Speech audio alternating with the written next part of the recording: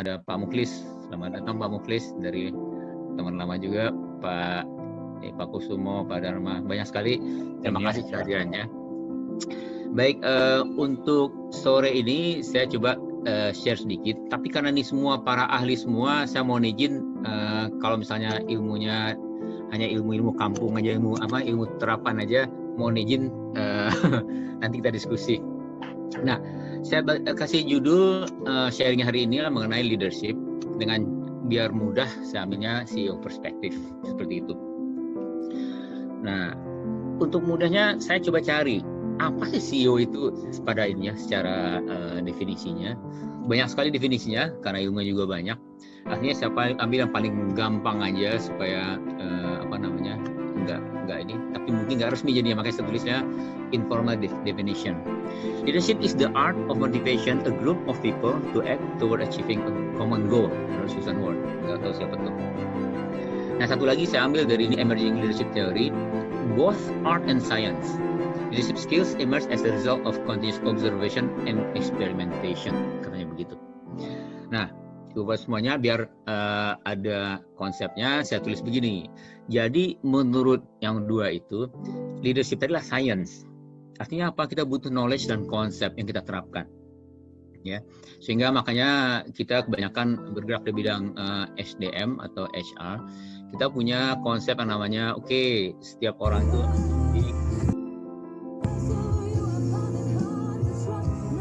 Pak Kemal, selamat datang Pak Kemal. Nah, kita siapkan yang namanya pendidikan. Menurut saya itu sangat penting dan wajib, karena sainsnya nggak akan cukup art aja kalau tanpa sains. Yang kedua, art of leadership. Ini lebih banyak dari pengalaman. Nah, kalau zaman dulu kita biasanya mulai dengan art dulu, pengalaman dulu aja. Sainsnya nanti aja kalau sempat kira-kira gitu.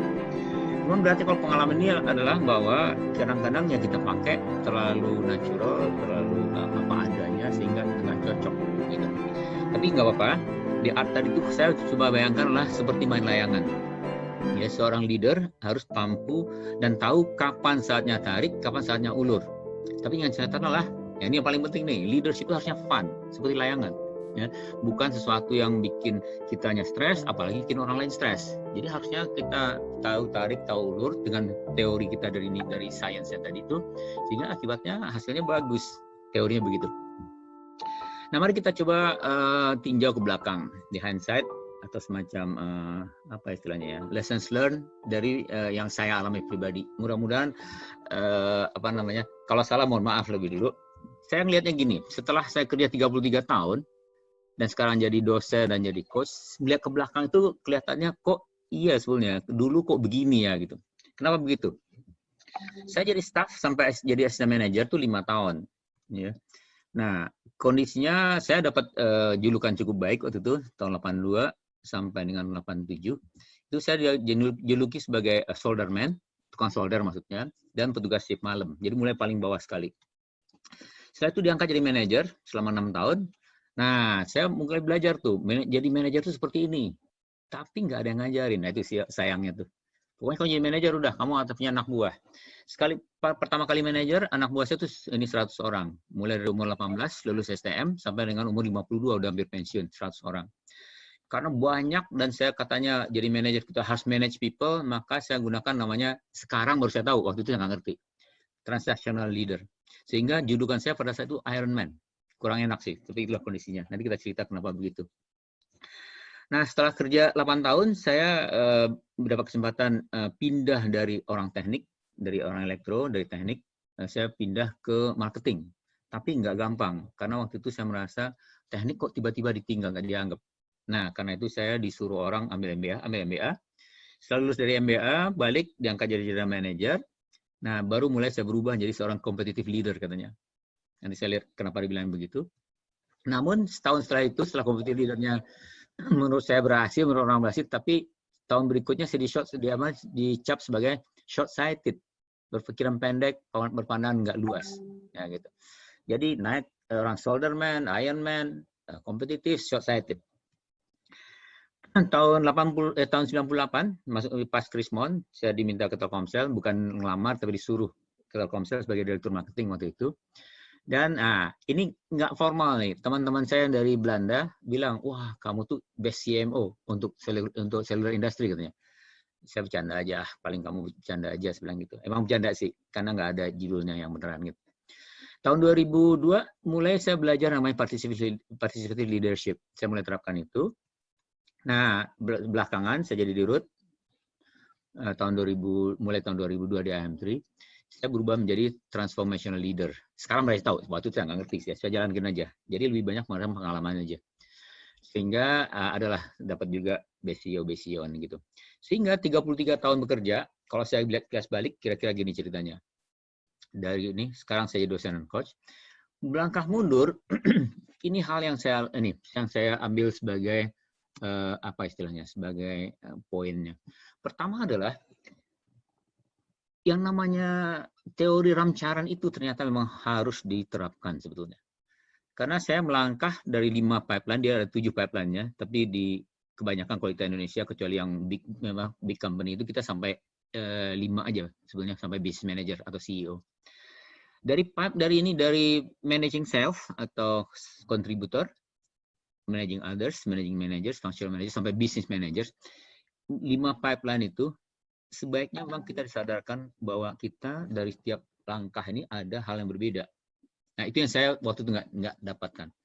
Jadi kalau sekarang saya sebagai orang lihat dari jauh, sebetulnya sebaiknya perusahaan-perusahaan terapkan yang namanya pipeline ini.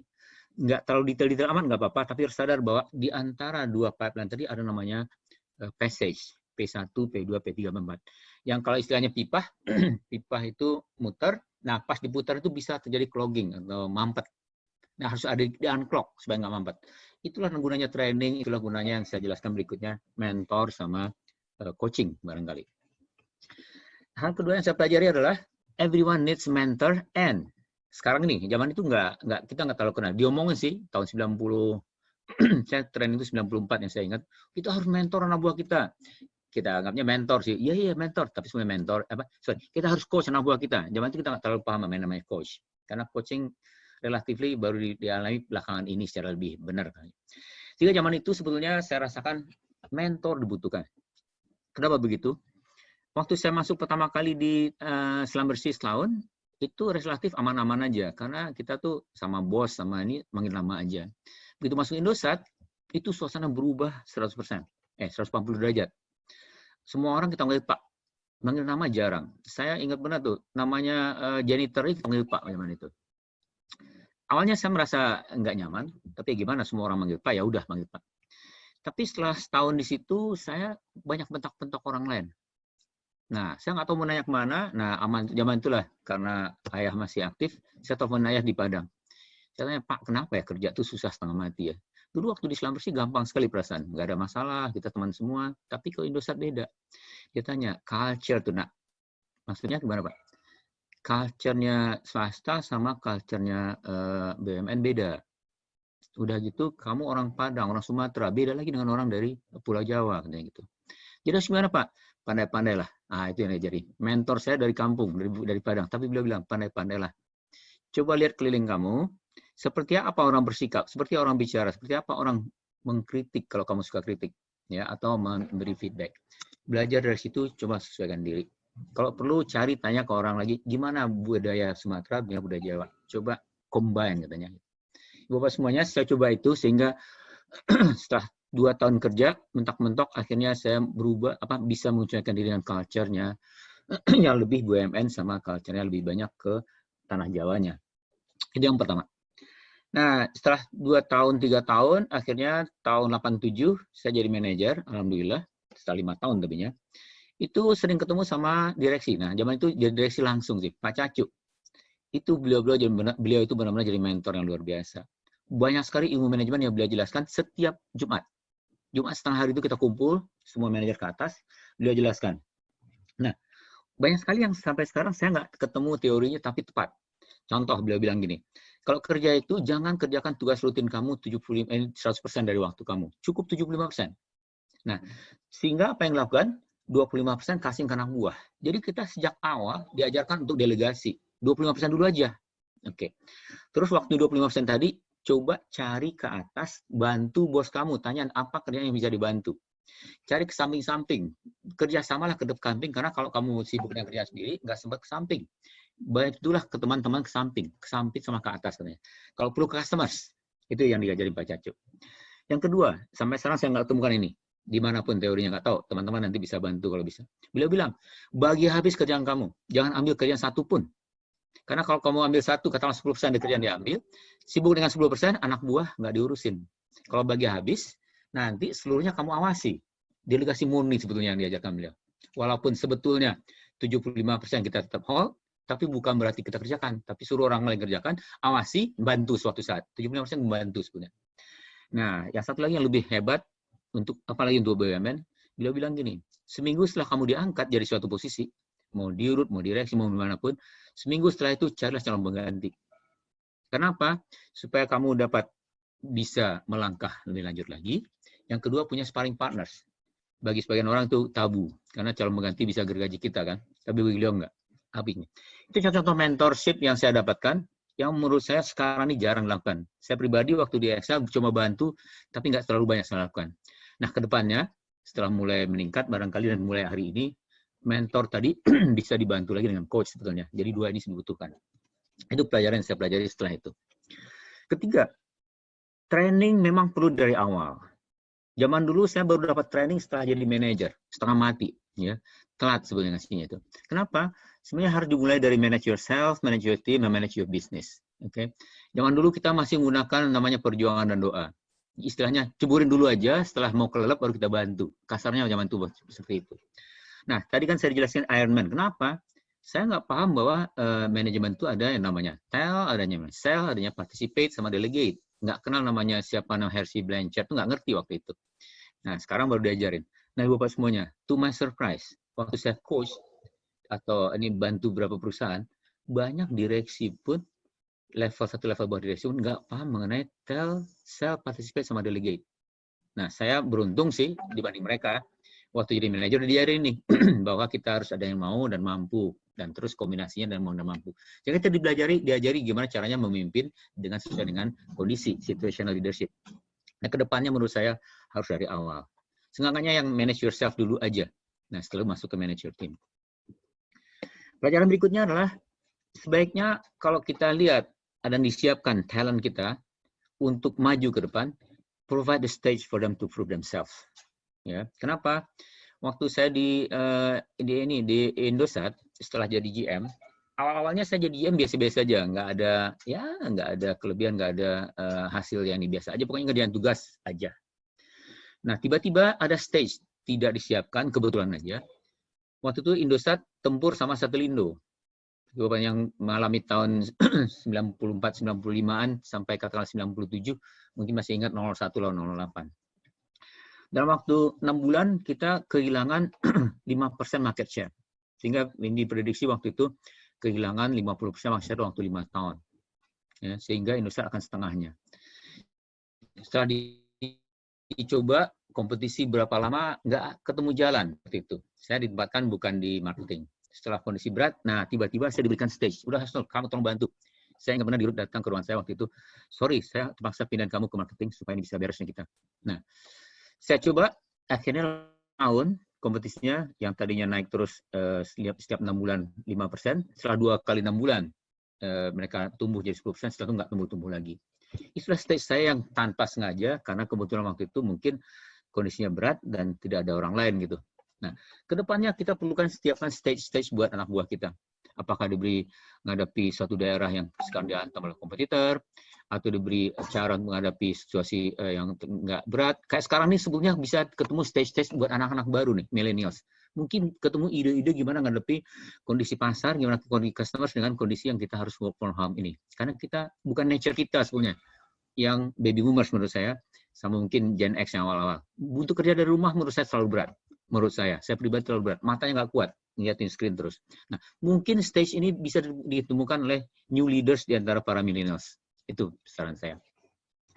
Berikutnya, teman-teman semuanya, Bapak semuanya, kalau kita jadi pimpinan, jangan lupa sebagai CEO atau sebagai pimpinan satu level bawah CEO atau direksi misalnya, anak buah kita tolong dibantu. Jangan dijudge. Saya waktu dibilang short-sighted itu sebenarnya dalam hati saya merasa nggak terima ya. Saya short-sighted bukan short-sighted kenapa apa, menurut saya sih waktu itu. Karena saya memang tugas saya operations kan, operation, marketing, sales. Ya tugas kita hadapi kompetisi. Nggak pernah kita ditugaskan untuk disuruh mikir gimana perusahaan 5 tahun ke depan, 10 tahun ke depan. Waktu saya di Excel, setelah jadi dirut, selalu yang kalau ada interview, selalu tanya, kalau kamu jadi CEO, walaupun mereka jadi GM aja, itu GM itu berapa level buat CEO? 4 level buat CEO. GM, direksi, VP, sama GM kira-kira itu. Nah, saya selalu nanya, kalau kamu jadi saya, apa yang kamu lakukan buat perusahaan ini? Zaman dulu kita nggak pernah begitu. Boro-boro tanya kamu jadi saya. Kamu satu level di atasnya nggak ditanyain. Kenapa? Takut nanti jadi orang ambisius. Anak-anak sekarang beda. Dia ajak ke depan, kira-kira gitu. Sehingga waktu itu setelah ada masalah, dibilang short-sighted. Nggak ada yang ngajari, gimana kita mau long-sighted kan? Malah kita dikira sombong. Ya. Saran saya ke depannya, help them, don't judge them. Ya. Kenapa? Vision. Saya ingat benar waktu itu, setelah menjadi direktur marketing Telkomsel 2 tahun, setelah itu tiba-tiba ada orang datengin, Pak Hasnul, udah waktunya Anda balik ke Indosat nih. Kenapa? Direksi Indosat mau diganti. Nah, nanti kamu akan diundang jadi fit and proper. Kamu siap-siap? Oh, siap Pak. Mau dibantu Pak nggak? Saya bilang, saya nggak mau dibantu. Kenapa? Kalau bantu, zaman itu nama istilah bantu lah pakai warna ke partai-partai. Saya bilang nggak mau. Ya udah, siap-siap aja. Nah, ya udah Pak, nggak apa-apa, kamu siap aja. Oke. Terus siap-siap fit and proper test. Katanya kamu harus siapkan vision. Ya udah siapkan visi. Saya tanya-tanya orang, apa itu vision? Sekarang kan internet waktu tahun 98 belum terlalu seperti sekarang. Kalau sekarang kan bisa internet kali ya. Visi apa sih visi? Ya, dia bilang kira-kira mau arah kemana kita bawanya. Nah, akhirnya saya belajar aja sebisanya.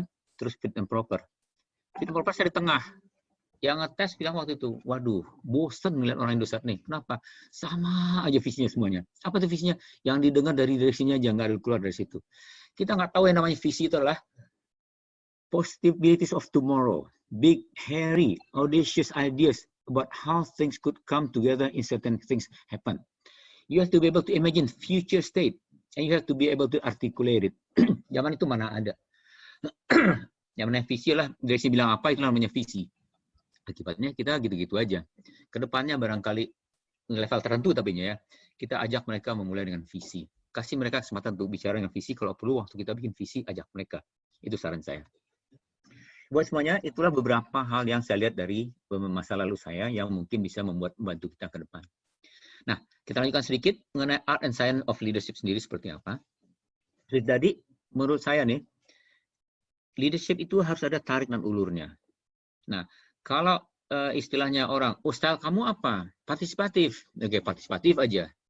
Atau ini style saya adalah delegatif aja. Menurut saya nggak cukup begitu. Benar-benar dibawa leadership itulah situasional, situasi seperti apa, kita ngomongnya apa. Mau tarik atau ulur, tariknya sedikit atau banyak, kira-kira gitu. Kenapa begitu? Tarik itu dibutuhkan untuk get results. Perusahaan nggak akan bisa dapat result kalau orangnya nggak narik. Ya, komando dari atas, top down-nya nggak dapat. Harus begitu. Tapi harus ulur supaya engage people-nya happy bekerja gitu. Sehingga dengan cara begitu semua orang bekerja dengan baik, dengan enak dan happy family, big happy family, tapi target kita tercapai gitu. Sehingga dua-duanya harus tahu kapan lakukan A, kapan lakukan B, kapan tarik, kapan ulur. Tidak hanya berdasarkan level orang seperti apa, tidak hanya berdasarkan waktunya apa, tapi juga berdasarkan apa kondisi yang dihadapi. Kadang-kadang pagi lagi narik, siang jadi ulur bisa aja. Kira-kira gitu. Seperti layangan lah. Kalau anginnya lagi naik, lagi keras, kita ulur. Begitu angin nggak ada, kita tarik, kepaksa kan. Kenapa begitu? Ini kira-kira kondisinya kapan kita get result, apa kita harus tarik, kapan kita harus ulur, atau engage people, kasih kesempatan mereka untuk kreativitas. Untuk get result itu kita butuh manajemen, sedangkan engage people leadership. Komando untuk get results, tapi untuk ini engage-nya facilitator. Top down, bottom up. Transactional leader menjadi transformational leaders, dominance sama influencing. Nggak bisa juga kita hanya transformational leaders aja menurut saya. Pada waktu tertentu, jadi mungkin minggu ini atau sore atau kapan, kita harus berubah menjadi transactional leaders to get results. Kalau nggak dapat resultsnya. Jadi batasan kiri makannya seolah nggak ada, tinggal kita gimana caranya terapkan itu dengan tepat sesuai dengan kondisi dan situasi dan siapa yang kita hadapi anak buah kita, kira-kira begitu. Nah, jangan lupa juga saya lihat-lihat lagi apa itu main layangan. Persis yang dijelaskan oleh Pak salah satu tokoh kita, Pak Ki Hajar Dewantara. Ing Ngarso Sung Tulodo, Ing Madio Mangkarso, Tut Uri Handayani. Cuman memang menurut saya kondisinya harus seperti sepak bola. Dan seperti apa kita jangan jadi Ingarso terus, jangan jadi Imadio terus, jangan Tuturi Handayani terus. Jadi jangan jadi kiper aja, atau jadi goal getter aja, atau jadi back aja. Tugas kita mungkin jadi libero ke depannya, jadi dinamis. Ya mungkin pada saat ini harus di kiri, harus di kanan, libero, jadi kemana-mana. Ya, tapi memang prinsip ini sangat tepat udah. Tinggal kita pakai aja sebetulnya. Contoh, ya ini yang paling kuno lah yang saya belajar udah puluhan tahun yang lalu, tapi sampai sekarang masih pakai. Ya kita paham kondisinya, karyawan belum mampu, apa boleh buat, kita harus direct them, tell them what to do. Tapi kalau udah mampu, delegate, kasih target, lepas kira-kira gitu. Nah sekarang tambah lagi nih ilmu coaching, coach them, katanya gitu. Di sebelah kiri 100% di tell atau directive atau di mentor, sebelah kanan 100%, mendekati 100% lah pasti ya. Untuk dia ini di coach, di tengah-tengah 25% sama 75%. Teorinya begitu. Sehingga nyambunglah apa yang kita pelajari sebagai coach dengan apa yang harus kita lakukan sehari-hari di kantor. Sehingga ada istilahnya leader as a coach. Nah, kembali sebelah kiri lah tarik, sebelah kanan lah ulur dalam layanan tadi itu. Jadi kita tahu hadapi orang ini kita harus tarik, orang ini harus ulur. Kasih kesempatan mereka ya memberikan ide semacam itu. Nah, cara kita menghadapi perusahaan juga dalam segi organisasinya, kita perlukan lakukan dua-duanya juga. Top down command, sehingga employees kita compliance, supaya dapat get results. Kalau nggak complainnya nanti employee-nya main-main aja. Somehow, yang namanya direksi itu tetap, dirut itu tetap harus punya karisma, harus punya semacam kekuatan, istilahnya apa ya, daya tarik, sehingga orang nggak main-main gitu. Kalau nggak nanti target kita main-mainin orang, nggak tercapai target, ketawa-ketawa aja, nggak bisa juga. Yang namanya goal harus tercapai kan, walaupun berat, kira-kira gitu. Sehingga di kantor kita tetap harus ada top down, segitiganya tetap segitiga biasa. Kita paling atas, anak buah ikut kita. Tapi kalau gini terus, perusahaannya nggak akan maju dengan pesat. Ide nggak akan keluar, kreativitas nggak naik. Sehingga sewaktu-waktu, nggak tahu mana yang ini. Mungkin 10% sini, yang dibalik segitiganya 90%. Terserah kita, tergantung perusahaannya. Ya, sisanya lah bottom up atau ulur, sehingga kreativitasnya naik, sehingga employee-nya engage, orang bekerja dengan hati, dan kreativitas meningkat. Nah, happy family. Nah, sehingga kita nggak lihat, kalau di gambar ini, kalau ini kan jelas ya, siapa pimpinannya? Jelas, Bapak ini, ya, generalnya. Kalau di sini nggak jelas, mana pimpinan? Kita seolah sama, malah dibalik. Terserah kalian aja. Idenya apa, nanti saya support. Kira-kira begitu. Ya, kalau perlu kita challenge sedikit. Itu dua hal yang perlu kita lakukan dalam perusahaan. Nah, jangan lupa juga, ini chart favorit saya. Kita harus paham juga. Saya baru belajar nih di Excel setelah mau pensiun. Nggak terlalu paham tentang ini. Padahal ini penting sekali. Harusnya dari awal, staff itu udah paham mengenai dirinya pribadi ini. Know yourself ini sebetulnya. DISC. Ya. Artinya apa? Orang itu boleh aja orang steadiness. Seperti saya, orang steadiness. Apa orang steadiness? Orang yang tekun. Tidak peduli dengan result, tidak punya engage sebetulnya. That's me. Tapi kalau kita di posisi tertentu, kondisi tertentu, kita harus pindah ke dominance. Orang yang quiet, saya sangat pendiam sebetulnya. Kalau di rumah selama WFH ini jarang sekali ngomong. Kalaupun ngomong, suka banyak berantemnya sekarang. Nah, kita harus pindah ke atas kalau di kantor. Kalau menghadapi situasi tertentu. Talkative. Ya. Yang tadinya kita friendly, people oriented, kita harus jadi serius supaya resultnya dapat. Sehingga berubah menjadi dominance. Nah, ini harus dilatih. Ini skill udah nih. Dan sewaktu-waktu harus engage people, influencing. Ya, kalau Mbak Rifa masih ingat, kalau di leadership lounge, waduh, kayaknya seorang seperti apa ya? Sedikit banyak kita harus seperti seorang apa ya? Kayak stage act juga ya. Kita punya kemampuan gitu juga. Sehingga kita paham where we are today, where we are tomorrow, where we are ini, dan kondisinya kita harus latih itu. Dan kadang-kadang kita harus teliti. Kalau ada masalah, kita harus detailkan sekali. Sehingga empat-empatnya, walaupun kita orang I misalnya, yang paling berat orang I adalah untuk compliance tadi itu, nggak sabar. Mau nggak mau, apa boleh buat, saya harus pindah ke situ untuk kasus seperti ini. Nah, ini dibutuhkan ke depannya. Dan lagi-lagi lah sebelah kiri lah yang namanya tarik, sebelah kanan lah ulur. Tarik ulur tetap selalu terjadi dalam kehidupan kita. Nah, masalahnya tarik ulur seperti apa? Ada teorinya, ya ini tadi, influencing yang ini tadi. Ada gimana kondisinya. Jadi ini adalah ininya, science-nya, itulah art-nya. Kapan kita lakukan itu, kapan kita pindah, seperti itu. Satu lagi terakhir mengenai itu, transaksional sama transformasional. Orang selalu pertentangkan. Wah, kamu jangan jadi transaksional. Karena transaksional itu nggak bagus, short term. Orang jadi stres. Ya. Harus transformational leaders. Dengan visi, create sesuatu ke depan gitu. Menurut saya enggak. Bukan versus sebetulnya menurut saya ini. Ini and. Kita harus punya transaksional leadership-nya. punya transformation leadership-nya. Sehingga dua-duanya kita dapat. Seperti tadi, get result dengan transactional leadership, get ini shared vision, mulai dengan visi, get creativity, get engagement dengan transformation leadership. Menurut saya. Mudah-mudahan saya nggak salah. Kalau salah ya nanti kita diskusi. Nah, di Excel kita terapkan dua-duanya. Pay for performance. Itulah nama transactional leadership yang kita terapkan. Ya, kalau nilainya jelek, kalau bisa-bisa orang nggak terima bonus sama sekali. Sama sekali nggak terima bonus, ada. Atau bonus tapi kecil sekali, bisa begitu. Tapi kalau orangnya bagus sekali, kita kasih bonus bisa 2 kali lipatnya orang lain. Ya. Naik gaji bisa 2 kali kola. Jadi kita punya semacam ini. Jadi orang paham bahwa harus performance dicapai, harus ini result oriented kira-kira gitu. Sehingga dua-duanya kita pakai. Cuman jangan terus-terusan transaksional, orang stres seperti saya bilang tadi. Lagi-lagi tarik sebelah kiri, ulur sebelah kanan. The front ini know when to use it is a problem. Itu beberapa tambahan mengenai art and science of leadership. Nah, sekarang saya coba teruskan sebagai seksi penutup mengenai leadership sendiri. Dalam kenyataan seperti apa sih? Teorinya sudah ada tadi, istilahnya learning-nya sudah ada, teorinya sudah ada sedikit. Kenyataannya seperti apa? Inilah kenyataan yang saya lihat. Teori juga sih masih, seperti saya bilang ini, science-nya kita pakai juga. Kalau Maxwell bilang, a leader is one who knows the way, goes the way, and shows the way, katanya begitu. Orang yang punya visi, dan punya strategi untuk mencapainya, dan bisa mengeksekut. Karena eksekusi kadang-kadang hebat sekali visinya, hebat sekali strateginya. Kadang-kadang kita punya perusahaan itu punya istilahnya hasil dari konsultan, itu tebal sekali, ada 3 chapter, tapi nggak dilaksanakan, nggak ada guna. Jadi istilahnya kan zaman dulu punya konsultan tuh jadi dibantal katanya begitu. Nggak, kita harus eksekusi itu. Caranya gimana? Pertama, visi. Saya ulangi lagi visi. Vision statement company's roadmap, what the company wants to become. Nah, kenapa butuh visi? Pertama lah untuk target perusahaan ya. Yang kedua lah need vision that gives people something to shoot for.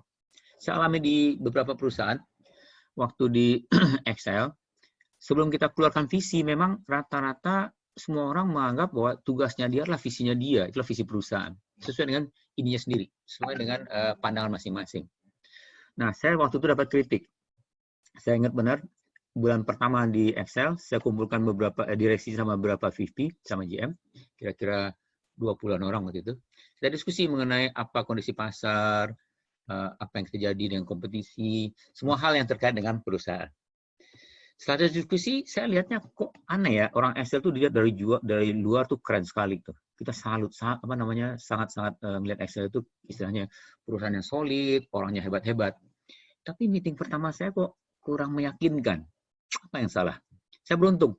Salah satu dari peserta itu datang, anak muda, orang HR-nya, datang menyusul saya. Waktu itu lantai dasar, saya jalan ke lantai 18, ruangan saya di lantai 18. Pak, boleh ikut Bapak nggak? Ayo, silakan.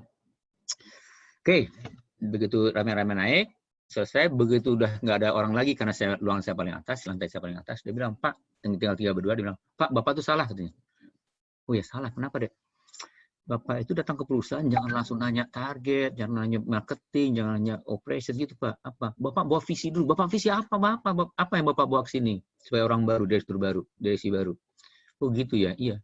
Kalau Bapak punya visi yang jelas, yang clear, dan orang tahu semuanya, semua karyawan, 4.000 karyawan akan line up, line up di belakang Bapak, membantu Bapak capai visi itu. Katanya gitu. Baru sekarang saya sadar, benar anak itu. You need a vision that gives people something to shoot for. Nah, karena diomongin gitu, saya tanya, mohon maaf, kamu siapa? Saya bilang, saya nggak lihat kamu di daftar, nggak pernah lihat. Oh ya, saya nggak siapa-siapa, Pak. Saya GM SDM di bawah Pak Yoris, katanya.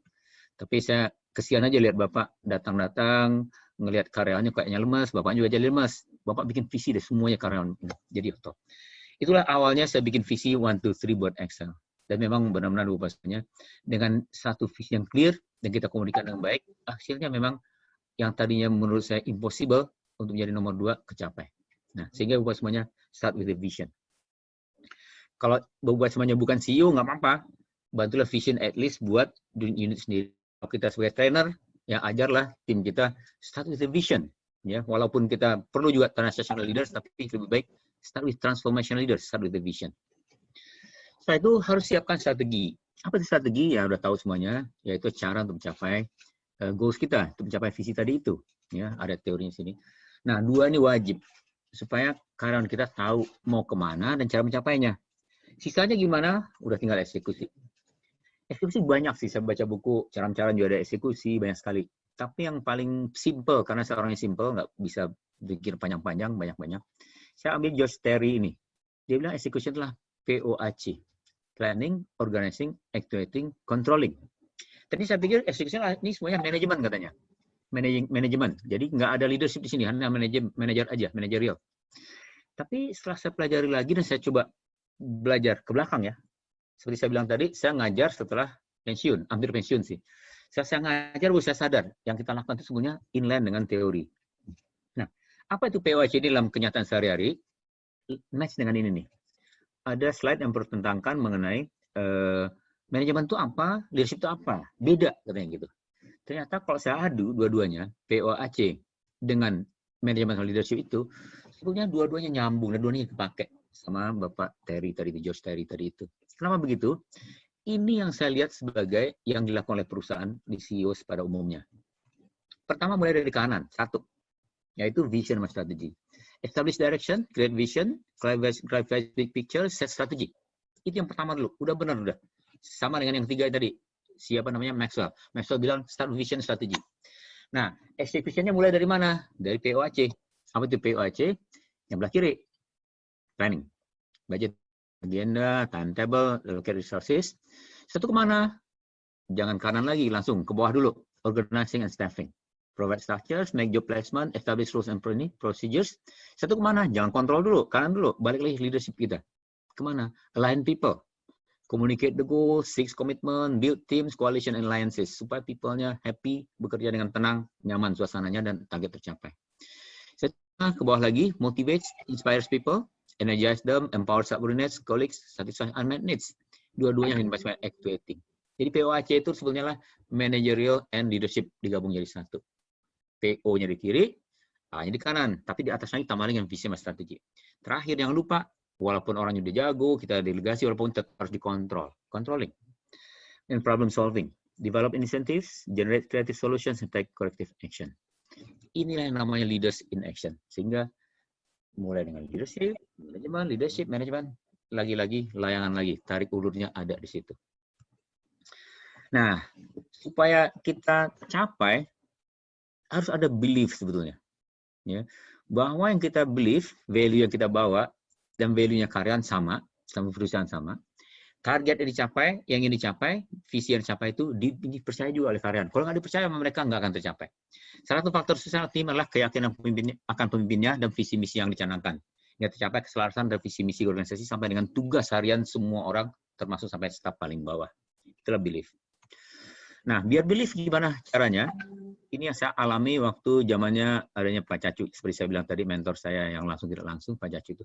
Beliau ada nggak ada, kita cuma ketemu seminggu sekali, tapi setiap hari perasaan kita tuh, beliau ada di depan kita. Dan apa yang dijelaskan itu, apa yang disarankan, diperintahkan itu menjadi sesuatu yang kita jalankan dengan sepenuh hati, dan kita jadikan sebagai direction. Kenapa? Executive presence for impact, influence, and inspiration. Ya, saya ingat juga, mungkin Pak jelaskan sama Pak Eko atau teman-teman.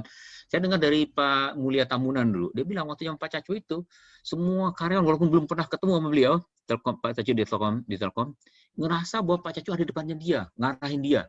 Ya. Hadirnya itu CEO itu diharapkan, atau leaders ya, nggak hanya CEO, karena di Indosat Pak Cacu nggak sebagai CEO, dia sebagai direktur operasi. Tapi kadernya kerasa. Spiritually, mentally, emotionally, physically hadir. Nah, fisikal mungkin nggak ada. Minimum sekarang ya, kalau di Excel tuh, di leadership launch itu kita hadir. Nah, hadirnya kita terus bikin videonya untuk daerah-daerah tertentu. Mudah-mudahan ada rekaman bisa dilihat. Gitu. Nah, kenapa begitu? Karyawan itu harus dirasakan oleh karyawan kita situational presence, personal brand presence, sama the inner presence. Ya. Dirinya, value-nya kerasa di karyawan, yang diharapkan. Nah, sehingga Ibu Bapak semuanya kelihatan sulit sih, tapi sebenarnya enggak. Asal kita mau untuk itu. Caranya gimana? Pertama adalah supaya mereka believe dengan kita harus saling support. Ya. Cover, move, and share katanya. Ini cover and move ini lah gayanya tentara nih. Cover move ya. Mereka sebelum menembak, sebelum menggerak harus tahu dulu bahwa belakangnya ada yang cover. Nah, itu menurut saya lah cara yang namanya teamwork yang terbaik. Cover each other. Ya, jangan tikam each other, tapi cover each other. Saling support. Dan jangan lupa juga setelah itu, praise your team. Begitu target sudah tercapai, beri mereka kredit, share the victory, and fight for them. Coba semuanya. Saya heran ya, kenapa di Excel itu setelah saya pensiun, biasanya jarang-jarang orang yang masih kontak dengan saya. Tapi di Excel relatif masih banyak kontak. Terus saya tanya teman-teman, kenapa teman-teman menganggap saya masih dianggap sebagai teman, sebagai mantan atasan seperti itu masih dianggap. Saya nggak sadar ini, tapi belakang dikasih tahu teman-teman. Mereka bilang, Bapak fight untuk kami, Pak. Saya fight buat kapan, kalian buat kapan? Terus saya ingat lagi, mereka cerita. Ingat nggak Pak, kalau ada rapat budget, HR budget itu paling seru tuh kalau budget. Yang umum katanya, HR-nya usulkan berapa, nanti dipotong sama direktur masing-masing. Ya, katakanlah mau naik 7%, dipotong sama direktur masing-masing, dipotong sama direktur keuangan, terakhir direktur dipotong oleh direktur utama.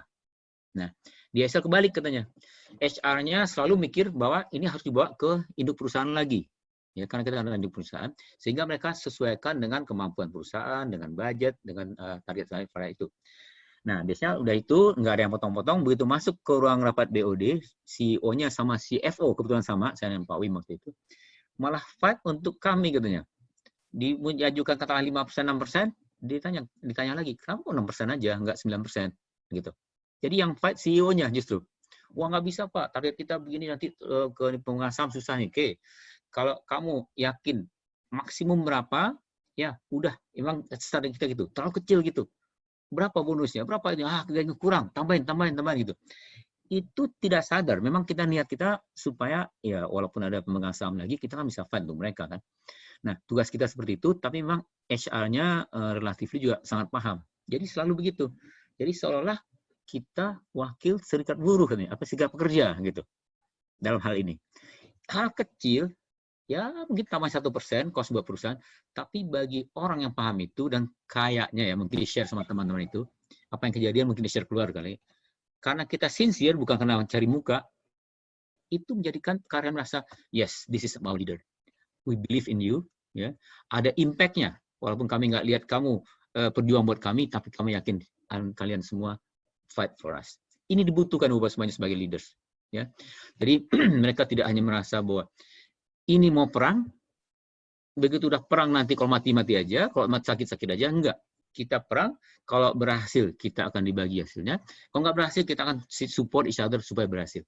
Sehingga dengan cara begitu semangatnya jadi meningkat. Ya. Cover, move, and share menurut saya adalah hal yang sangat penting. Nah berikutnya, kalau kita udah belief sudah dapat, visinya sudah oke, strategi sudah oke, ya. Nah cara sehari-hari seperti apa? Ini kembali ke Pak Caco nih, persis seperti Pak Caco. Delegate, avoid nitty-gritty.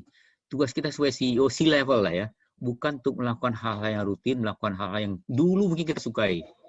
Ya. Lupa semuanya. Yang paling berat delegasi inilah apabila kita ahli. Nah, biasanya begitu. Karena saya dulu orang teknik, udah itu pindah ke marketing, dua hal harusnya setelah saya jadi direksi, semua keteknikan saya datangin lagi, karena itulah passion saya. Habis itu marketing saya datangin lagi, pricing, urusin lagi, karena itulah passion saya. Itu yang dibilang Pak Cacu. Avoid that. Jangan ambil tugas manapun. Kalau perlu yang kamu udah jago, lepas ke orang lain. Yang kamu nggak jago, pelajari. Saya pernah dulu paling benci keuangan sih. Paling berat buat saya keuangan itu. Profit. Tapi setelah jadi dirut, mau nggak mau. Fokus kita ke sana. Ya, apa boleh buat. Yang saya suka, saya lepas. Yang saya nggak suka, ada masalah, saya turun di situ. Ya. Nah, sehingga apa? Yang kita paham, yang kita jago, dilepas ke orang lain. Tapi, delegasi bukanlah lepas kerjaan. Delegasi adalah choose what we can be delegated. Tidak semua. Hanya yang bisa delegate. Select who will do the things. Clearly explain the target. Let them do it. Ini konsepnya, jangan kita cawe-cawe lagi. Tapi checks, control to measure progress. Ya. Be able and willing to help. Kalau masalah, turun tangan tetap. Ya. Tapi jangan lupa, responsibility-nya tetap di tangan kita. Apapun kayaknya. Itu yang delegasi. Nah, begitu berhasil, jangan ambil. Dulu kalau kalian nggak bantu, nggak jadi kalian tuh. Kalau nggak gua kontrol, nggak jadi. Dibalik. Give employees credit for the work they have done. Nah, yang terakhir ini sebenarnya mau delegate, mau nggak, tetap beri mereka kredit. Ya, upah semuanya saya jadi CEO terbaik misalnya, CEO idaman, selalu saya berikan inilah hadiah buat teman-teman hasil dari kawan, tapi saya mewakili. Bukan karena saya jago, tapi karena Anda yang jago, maka saya mewakili. This kind of thing buat mereka relatively merasa, tapi sincere ya, bukan cari muka. Itu buat mereka belief-nya bahwa kita satu biduk itu jadi, satu bahasanya dapat. Berapa teknik lagi, communicate, jangan lupa talk and listen Bapak semuanya. CEO kadang-kadang senang sekali karena karena perlu influence people, jadi influencing, lupa mendengarkan. Sehingga kembali ada kalanya CEO tadi masuk ke influencing, talkative atau dominance, istilahnya get the target, result, push people. Jangan lupa sekali-sekali masuk ke steadiness, yang saya paling suka, listen. Kadang-kadang ya ketemu orang yang saya tanya, apa kabar? Udah saya dengerin aja. Banyak sekali ilmu yang kita dapat kalau kita listen dari mereka. Kemudian sekali lagi, communicate the vision, talk, make them happy, make them influence them, motivate them. Jangan lupa listen, ya, and get things bottom up information dari mereka. Nah, Ibu Bapak semuanya, kalau udah jadi CEO, jadi leader, act like a CEO. Walaupun kadang-kadang you don't feel like it, Anda nggak suka, nggak apa, tapi udah CEO mau harus menjadi CEO. Keep up your charisma. Boleh jadi servant leader, servant yang sangat humble, yes, tapi karisma tetap ada. Kalau karisma datang dari servantnya, bagus. Kalau karismanya datang dari humble-nya, harus ada karisma dan konsisten dengan itu.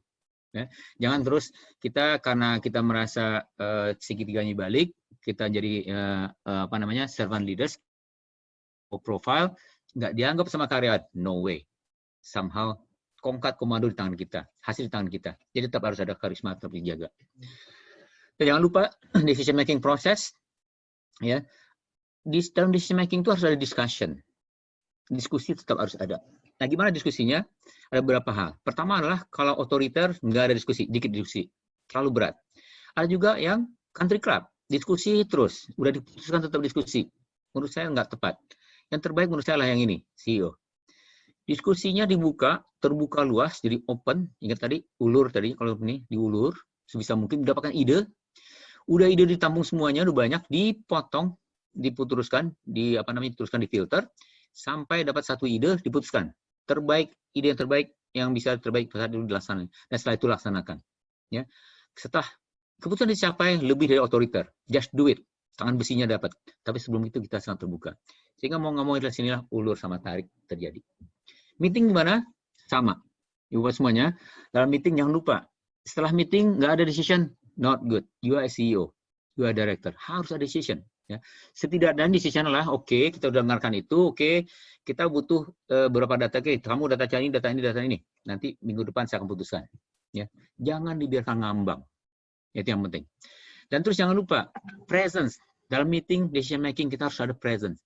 Jangan sampai karena kita ngelihat kita, ininya adalah, karisma kita adalah tidak presence. Wah, orangnya baik, pinter, tapi dalam rapat nggak ada.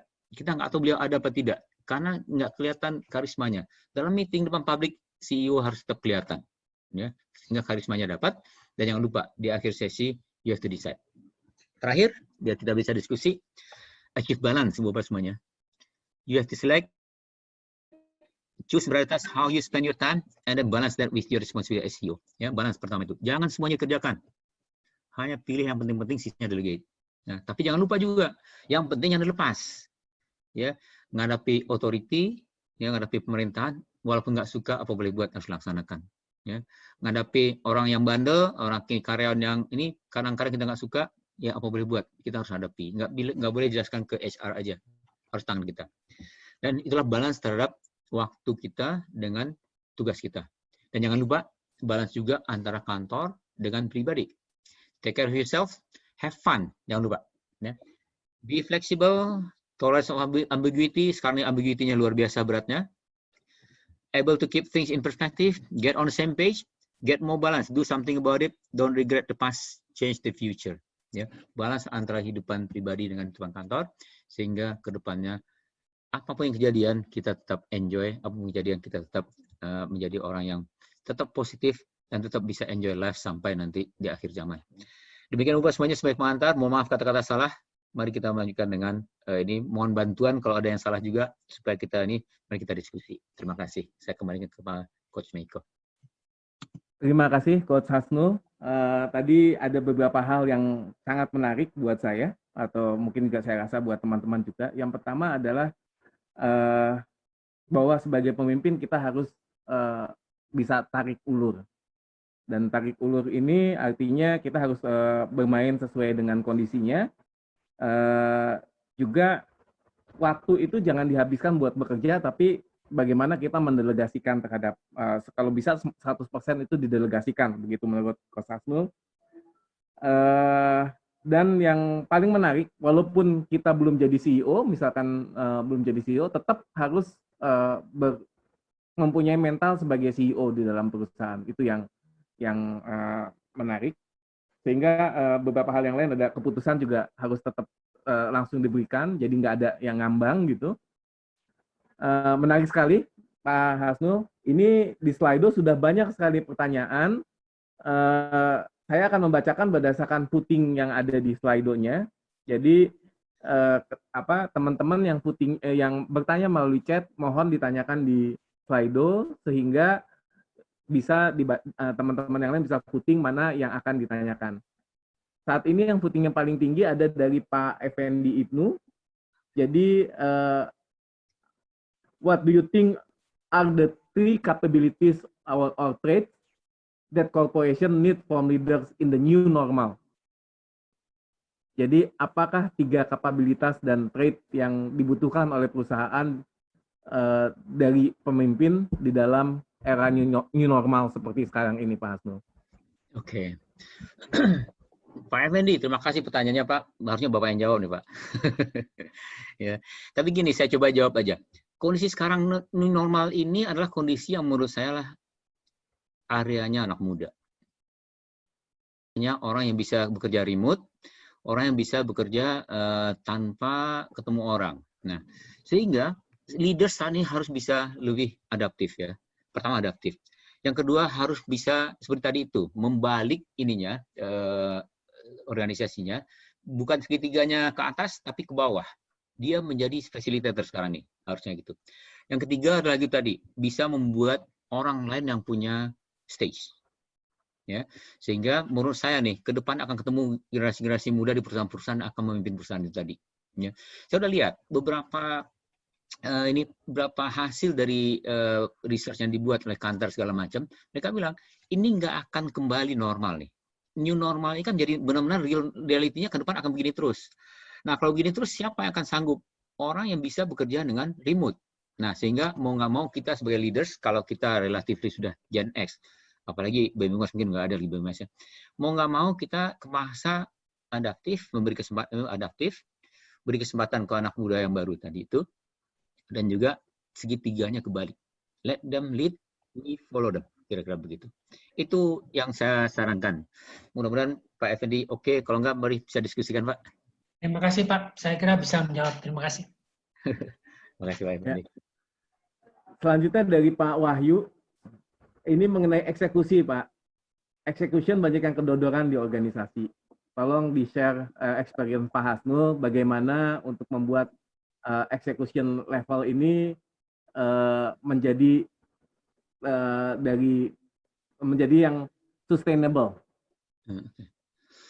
Oke, execution.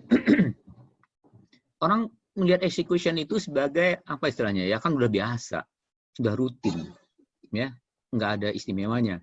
Kalau saya kebalik, saya setuju dengan Ramcharan bahwa execution adalah paling berat sebetulnya. Terus gimana caranya? Di Excel biasanya kita punya visi. Saya upayakan visinya tidak berubah katakanlah 5 tahun ke depan gitu.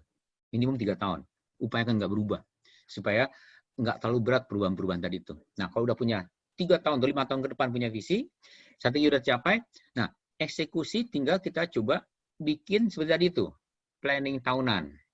Okay. Misal, Excel 1, 2, 3. Kita ingin jadi nomor 2, operator nomor 2 dalam waktu 3 tahun menjadi dengan harga termurah. Oke, harga termurah tahun pertama apa? Jadi plan.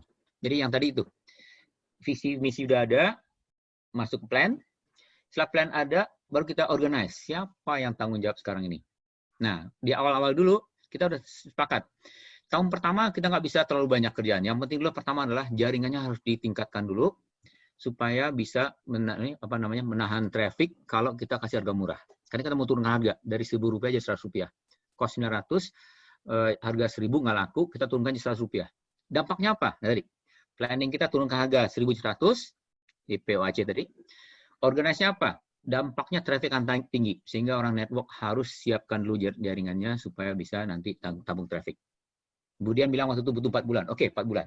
Nah, jadi planning pertama itu. Terus yang kedua, ini semua kalau benar-benar turun Rp100, kita mati. Harus punya cari pricing yang tepat. Nah, pricing. Habis itu Pak, iklan yang tepat. Nah, udah. Tahun pertama 3 itu aja. Network naik, pricing ditetapkan, iklan tepat. Tetap satu lagi nih, sales. Distribusi harus tambah dari 30.000 jadi 200.000. Udah 4 aja dulu tahun pertama. Nah, udah dapat, akhirnya kita organize. Siapa yang tanggung jawab di situ? Situ Budian, Pak Joy, Pak Niki, udah mereka yang tanggung jawab. Udah selesai gitu, organisasi sudah dapat. Nah, setelah itu tugasnya simple aja udah. Motivasi people-nya. Enggak tanya-tanya EVC udah. Pokoknya tugasnya seperti apa. Terus kontrol. Nah, yang paling berat, yang jarang orang lakukan adalah ini, kontrol. Kalau saya kontrol, bagi saya simple aja. Setiap minggu harus ada meeting. Setengah hari. Dan full, total company saya cek. Setiap minggu tadi. Jadi nggak banyak-banyak, tetap, tapi thorough. Nah, di kontrol tadi kita lihat dari hasil dulu. Hasil seperti apa? Nah, dari hasil tadi seperti apa? Kita cek satu persatu. Mana yang sudah benar? Alhamdulillah kita place. Yang tidak benar, kita coba benarkan. Yang sulit sekali, oke, kita stop di sini. Nggak sempat juga setengah hari. Nah, itulah di sini saya masuk ke C, DISC-nya C, compliance. Saya detailkan setiap harinya, mungkin dalam seminggu tadi itu. Tiap hari, mungkin sehari atau 2 hari, detailkan hal masalah tadi itu. Udah selesai, penghidupannya dicek lagi, udah bagus, lepas lagi. Jadi gitu tadi. Lepas semuanya di ini visi sama strategi, planning, lepas. Tinggal dikontrol. Nah, itu yang dimaksud Pak Cacu, dilepas aja semuanya. Begitu kita kontrol ada masalah, kita turun. Makanya dengan melepas semuanya berarti Anda ngurusin semuanya, kata Pak Cacu. Dengan cara kontrol tadi. Nah, dengan cara begitu, dengan rutin setiap minggu dicek, setiap masalah kita atasi, masalahnya rame-rame kita bantu, biasanya hasilnya tercapai. Hal impossible tercapai. Kira-kira begitu. Mudah-mudahan menjawab. Ya, saya pikir sudah menjawab. Jadi intinya adalah bagaimana kita justru eksekusi ini menjadi fokus, tetapi menjadi fokus itu justru adalah dengan mendelegasikannya terhadap yang lain dan sebagai CEO kita mengontrolnya. Ya. Begitu ya. POAC-nya jalankan gitu Pak, kira-kira. Siap. Ya. Terima kasih Pak. Yang berikutnya adalah mengenai benturan, Pak. Benturan antara karakter dengan value. Bagaimana bila terjadi benturan antara karakter dengan value-nya? Apa yang harus dilakukan? Oke, Sayangnya ini pertanyaan dari apa nggak ada namanya ini. Ini berat nih, ini tes S3 nih. Saya baru S2 jadi nggak berani jawabnya. Saya jawab seadanya aja ya, karena saya bukan ahlinya. Saya nggak tahu karakter dan values-nya siapa. Kita pribadi atau dengan perusahaan atau apa? Boleh nggak yang nanya? Tolong dijelaskan. Silakan yang bertanya mungkin bisa unmute dulu. Silakan Bapak semua supaya agak lebih clear. Nanti saya tanya teman-teman saya ahli semua nih, Pak Effendi ada, saya coach Pak Dharma, Pak Salman. Ya, Pak Tondai, silakan Pak. Gimana Pak? Jadi gini, itu kan kalau misalnya dari Bapak bilang CEO gitu ya. Kalau CEO itu mungkin benturannya dengan pemilik saham. Oh, oke. Atau stakeholder yang lain gitu ya. Kalau kita nolak gimana? Kalau nggak nolak. Kalau kita sebagai CEO kecil, katakanlah di anak perusahaan atau kemudian menjadi seorang eksekutif vice apa gitu. Nah, itu kan kadang-kadang ada suasana kondisi yang membuat kita merasa beda dengan yang kita yakini gitu loh. Nah, saya sering ditanya sama coach saya. Nah, coach saya kebetulan saya ajak ke sini juga.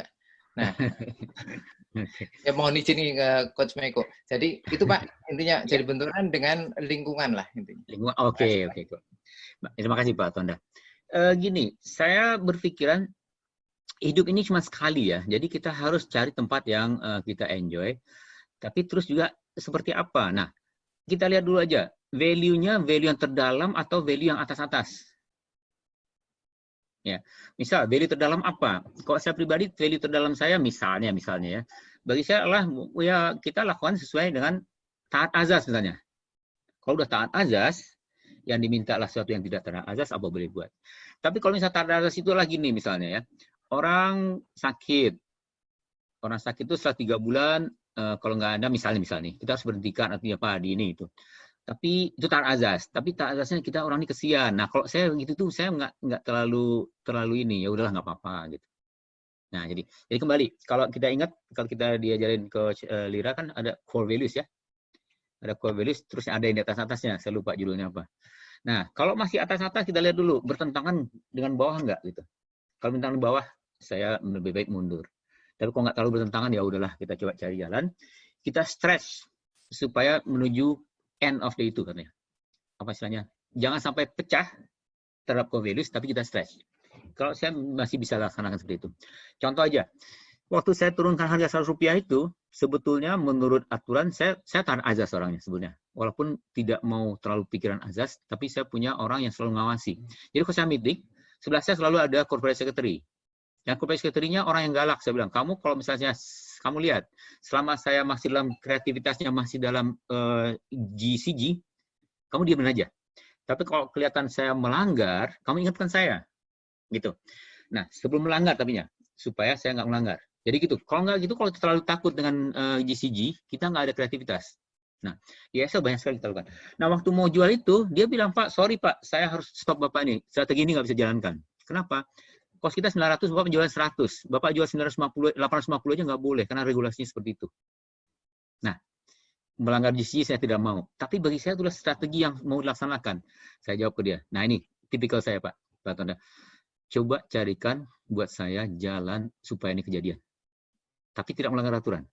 Begitu. Jadi, kalau di bawahnya GCG, taat azas. Tapi di atasnya bukan berarti apa yang tertulis saya langsung terima. Saya stretch dulu. Selama tidak menyuruh yang paling terdalam, saya laksanakan. Akhirnya dia cari. Seminggu dia cari, akhirnya dia balik, Pak, udah ketemu, Pak. Boleh turunkan harga di bawah kos dengan catatan, dengan judulnya adalah promo berbatas waktu. Maksud kamu gimana? Ya boleh Rp100 ini, Rp100 ini, Rp1 per tik ini ya. Tapi hanya 3 bulan. Oke, 3 bulan. Setelah itu gimana? Perpanjang. Setelah itu perpanjang. Kalau waktu katakanlah setahun Bapak bisa turunkan kos di bawah harga tadi, maka langsung kan. Kalau enggak, Bapak harus tetap promo atau mungkin dimatikan katanya. Oke, laksanakan. Itu Pak Tonda. Jadi kembali, ini sesuatu yang sangat, misalnya integrity kan nggak ada ini kan Pak ya, nggak ada ampun kan ya. Kalau integrity core values kita, kalau itu yang diminta non integrity nggak bisa. Tapi kalau kurang-kurang dikit, yang ini masih dalam batas wajar dan tidak menurut saya boleh dilaksanakan. Kira-kira gitu Pak. Terima kasih Coach. Pak Effendi, mohon bantuan Bapak Pak. Nih, mumpung ada guru kita nih. Beliau ini 35 tahun HR directors di HR profesional. Pak Effendi, gimana Pak? Sudah Pak, sudah tidak ada tambahan. Mungkin Pak Miftah saja. Coach Miftah ya. Pak Lurah. Pak Lurah barangkali mau ada tambahan? Piringnya piring yang bagus, Bu deh. Cukup lah.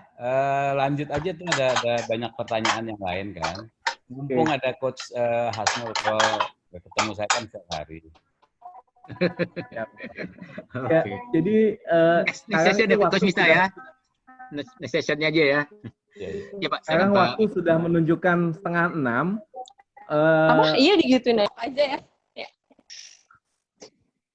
Sekarang waktu sudah menunjukkan 5:30, jadi kita sudah berdiskusi selama 2 jam. Dari rencananya tadinya kita 1,5 jam ya kalau nggak salah. Kita sekarang saya pikir mungkin sebentar lagi kita akan berbuka, maka kita akan mungkin 1 atau 2 pertanyaan lagi. Ini ada satu yang menarik Pak Hasnul pertanyaannya. Ya. Jadi hubungannya dengan COVID Pak. Hubungannya dengan COVID ini ada bagaimana yang dilihat oleh Pak Hasnul, bahwa setelah COVID-19 ini apakah kita akan masih sama atau akan benar-benar berbeda. Misalkan kita nggak perlu pergi ke kantor lagi gitu. Saya pribadi saya sudah tidak pergi ke kantor, bukan tidak pergi, sudah jarang pergi ke kantor sejak 2007. Jadi sudah biasa dengan hal seperti ini. Tapi mungkin banyak teman-teman yang lain yang belum biasa. Ada 72 orang di sini yang menunggu jawaban Bapak. Silakan Pak. Saya Pak Meko dulu sebelum itu, karena udah nyoba dari 2007 kan ya. Gimana rasanya di Pak Meko sendiri sama karyawannya? Oke. Pada saat waktu saya 2007, saya dulu 2006 Pak Hasnul berhenti dari Indosat. Pak Hasnul tahu saya direktur di salah satu multinasional company. Terus kemudian saya pindah ke satu perusahaan yang memang sangat merekomendasikan remote office. Jadi ya itu hubungannya sama jualannya juga sebetulnya Pak, karena equipment internet working akan perlu lebih banyak gitu kan. Ketika pertama kali saya kaget Pak, karena dari tadinya saya punya ruangan sendiri walaupun biasa aja gitu ya, tetapi tentunya tidak sebesar ruangannya Pak Hasnul gitu. Begitu pas saya pindah ke kantor tersebut, yang ada di kantor tersebut adalah meja besar dan jumlah kursinya hanya 50% dari orangnya, Pak.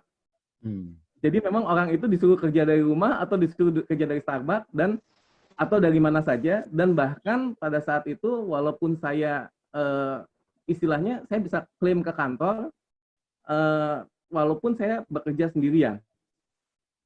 Artinya klaim Starbucks kayak gitu ya. Karena untuk mendapatkan tempat bekerja. Bahkan di perusahaan tersebut dalam setahun dia selama 2 minggu menutup kantornya di seluruh dunia, Pak. Menutup kantornya di seluruh dunia, dan kemudian diumumkan bahwa selama 2 minggu itu mereka save sekian juta dolar, gitu. Dan itu yang kemudian mereka sangat mendukung untuk remote working. Pertanyaannya, target tercapai, profit tercapai nggak? Revenue, profit tercapai Pak? Tercapai ya? Tercapai. Okay.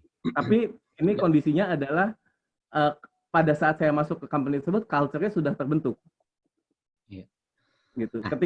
Ketika saya sudah terbiasa di company itu, saya pindah ke company lain, saya dapat ruangan lagi, saya sudah terbiasa begitu Pak, saya jarang di dalam ruangan saya Pak. Gitu. Dan sudah artinya berapa kali setelah itu saya pindah juga saya jarang saya lebih suka kalau memang nggak butuh amat saya nggak ke kantor. Oke. Kalau saya lihat itulah yang akan kejadian ke depan. Ya. Ini kan katanya habit itu kan dibentuk dalam waktu 90 hari. Kalau 90 hari kita dengan tiap hari tidak di kantor, hanya ini aja, lama-lama jadi habit. Mau balik lagi malah turun. Ya, semangatnya malah turun ya, balik lagi malah berat. Mungkin yang kejadian Coach Maiko itu akan kejadian ke depannya di Indonesia, saya pikir. Mungkin dunia ya, tidak hanya Indonesia. Dan sarana udah siap ternyata, dan semua orang relatif nih. Nah, siapa yang paling berat? Sebenarnya paling berat orang-orang yang seperti saya sebetulnya. Ya, setting sistem susah, setengah mati. Tapi dalam 9 bulan ini, relatif orang terbiasa. Nah, mungkin nggak sampai 50% sekali ya. Tapi kalau 30%, 40% aja orang nggak kerja di kantor, mungkin akan jadi seperti itu. Itu jawaban saya, perkiraan saya. Nggak tahu benar apa, nggak salah, kita lihatlah beberapa tahun. Tapi perkiraan saya gitu. Karena nih COVID-19 ini kan bisa 3 bulan lagi, bisa 6 bulan lagi, bisa setahun lagi kan ya. Belum jelas. Ada yang bilang ini akan kejadian sampai ada vaksinnya efektif, baru akan berhenti. Nah, efektif kapan? Ya 12 bulan lagi kan. Gitu. Jadi ya mungkin nggak separah ini, nggak PSBB, tapi akan begini cukup lama. Ya mungkin gambar yang pas tuh yang Pak Miko jelaskan tadi, kira-kira begitu kita. Kalau saya pribadi sejak 2015 udah sih, tapi tetap delivery, selama ini tetap saya datang seminar, coach tetap berhadapan. Tapi dalam 2 bulan ini udah mulai, kemarin saya ada training, dia bilang, Pak gimana caranya kita training harus pakai ini, harus pakai latihan. Kalau kita trainingnya pakai remote, sebenarnya kita coba aja. Ternyata jalan tuh. One-on-one-nya seperti tadi tuh, bisa ada one-on-one, tetap ada training latihannya, biasanya kan kita awasi. Nah, saya bisa lihat masuk ke ruangannya mereka, terus saya komentari, keluar, jalan tuh. Jadi bagi teman-teman kena HR semua, training, saran saya jangan diberhentiin training, jalankan terus. Malah harusnya kalau tugas nggak terlalu banyak sekarang ini, kesempatan training sekarang, online. Much better, more efficient. Bisa direkam lagi kan? Jadi pikiran saya gitu. Jadi kejadian Coach Miko akan kejadian dengan kita ke depannya. Dan adik-adik kita atau anak-anak kita ke depannya, saya yakin. Terima kasih, Pak. Ya, satu pertanyaan lagi mungkin ya sebelum kita bubar. Karena ini satu yang pertanyaan berikutnya adalah Pak Miko, koresi sedikit. Kita baru sejam loh, setengah 5 sampai setengah 6 lah, bukan 2 jam. Oh, baru sejam ya? Oh, setengah 5 sampai setengah 6. Oh iya, betul. Berarti kita teruskan aja ya. Oke. Yang berikutnya adalah ini Pak, bagaimana yang harus kita lakukan sebagai leader dalam situasi krisis, khususnya dalam mengelola perubahan. Oke. Saya melihat memang kondisi sekarang ini perusahaan-perusahaan akan sangat sulit. Pertama, gaji sangat berat sekarang ini. Ya, saya punya teman tuh hotelnya dia tutup. Kalau dibuka 5% ininya, tamunya masih ada 5%. Terus kalau ditutup, ya tutuplah gitu. Nah, sebagai leader menurut saya pertama yang harus dilakukan adalah jangan panik. Ya, hitunglah kemampuan seperti apa. Ya mungkin dalam 1-3 bulan ini mungkin ya sebagian sebagian industri tabungan akan kepake. Jadi mungkin profit yang ada kemarin, cash flow yang ada kemarin serap akan kepake 3 bulan ini. Jangan panik. Apa boleh buat, kita berkorban dulu berapa bulan ini. Terus yang kedua, cari jalan supaya tetap strive dalam 3 bulan. Kalau enggak, setelah 3 bulan. What should I do supaya bisa recover? Itu yang harus dilakukan. Ya. Kenapa? Teman saya tadi itu, dia bilang, saya bisa tutup hotel saya, terus saya hitung. Dihitung ya, teman-teman silakan hitung. Kalau saya tutup, saya gaji 1/4-nya aja dari gaji mereka, maka saya nggak rugi. Ya ruginya sedikit lah. Tapi saya tutup gaji setengahnya, maka saya ruginya X gitu. Ya, yang kira-kira 3 kali lipat dari kalau tutup 25%. Tapi saya buka, terus karena kerja gaji setengahnya, 50% dipotong, itu kerugian saya X tambah 50 juta per bulan.